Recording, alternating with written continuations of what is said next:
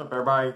Recover here, Jeff. I'm going to share how I really got addicted to the lifestyle and the street life at a young age and got really deep really fast, and how it goes from fun and games to a sad existence really fast. So, guys, as always, hit the subscribe button if you ain't already. Become part of the recovery family. We support each other here. We help each other. As always, guys, if you need help with anything related to addiction in your area and you don't know where to start, get at me in the comments. I will definitely help you.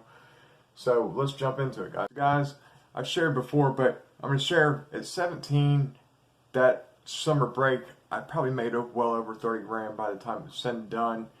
Definitely got hooked into the game, hustling, that type of stuff.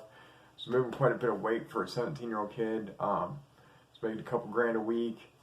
And, you know, at first I was all against pills. You know, I wouldn't mess with them at all. I sold marijuana and that.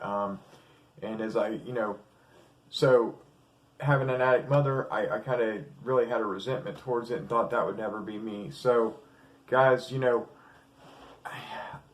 I had a lot of crazy experiences this summer that should have told me to get, I was heading down the wrong path. Started off with trying to go to Florida back and forth over mushrooms. Went down there. The guy was supposed to have something for us to pick up. Didn't have the amount we wanted. We ended up trying to go get them ourselves out of a cow field.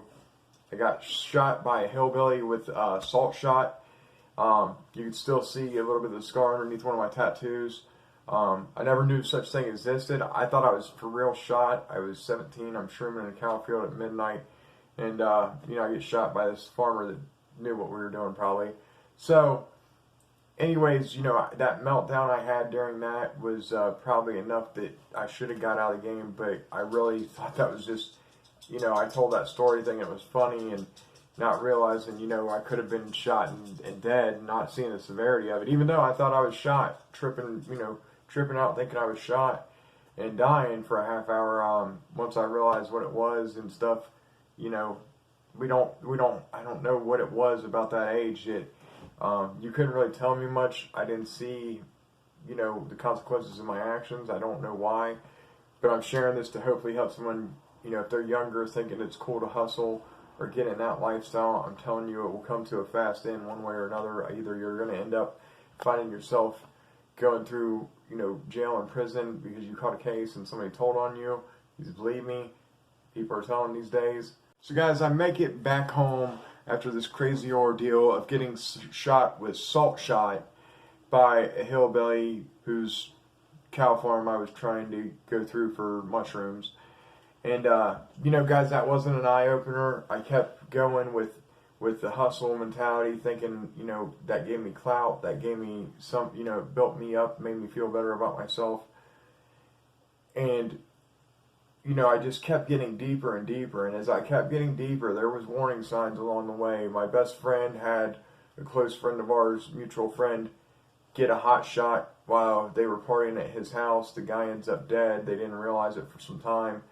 I showed up in the midst of him trying to figure out how to handle this situation.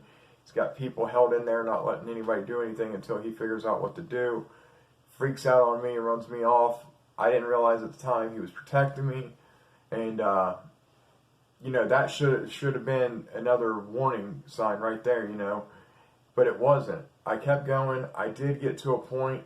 My father had a stroke right as I turned 18, so I started trying to do a little bit of a legal hustle. I see my dad work on cars and do body work and, make a lot of money that way. So I started trying to flip cars, and a year after I got into that, I was doing pretty good. I had an injury. I fell off a roof and ended up having 2 herniated discs in my back, fracturing my pelvis, breaking 3 ribs, having to get my lung pumped back up. And, I got put on OxyContin at 19 years old, guys.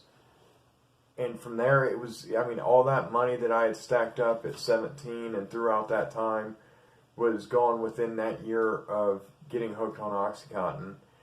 Guys, I despise pills. I despised addicts. I really did not like addicts. See my mom be a pill addict, so I really had, thought that was never going to be me. I had that in my mind. And the craziest thing was, within 2 years of me getting hooked to this lifestyle and doing so well and thinking I'm a baller and a boss, that my poor mom, you know, who I had to see do crazy stuff in my life and stuff like that, has to talk me down because I'm outside in the yard thinking I hear people, because I'm had the wise idea of trying to get off OxyContin by just getting high on meth for a week, and I'm geeked out telling my mom there's someone around the corner. I got a gun in my hand. I'm freaking out, you know, telling her, shh, look, they're right there. You know, they're around the corner, Mom. You don't hear them.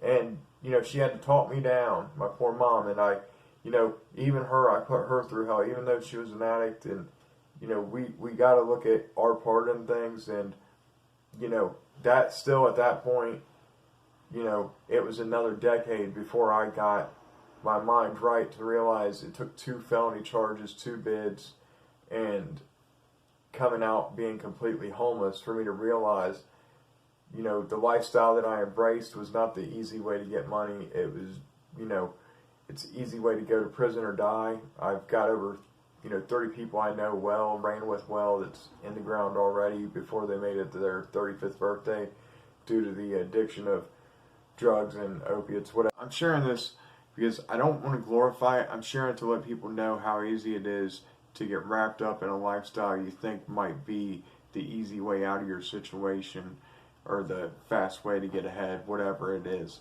But it can turn around fast. It normally don't turn out good for most. Guys, I want to let you know, Matt Clark interview is still going to come up. I think we're going to have it uploaded Thursday. I got to get with him and see if we could redo it. I want to try to do it on video. I've had some issues with my equipment. I'm waiting right now to invest in some better stuff. So, guys, hopefully the video quality will be going up as well as the content. As always, guys, support each other, stay up, stay sober.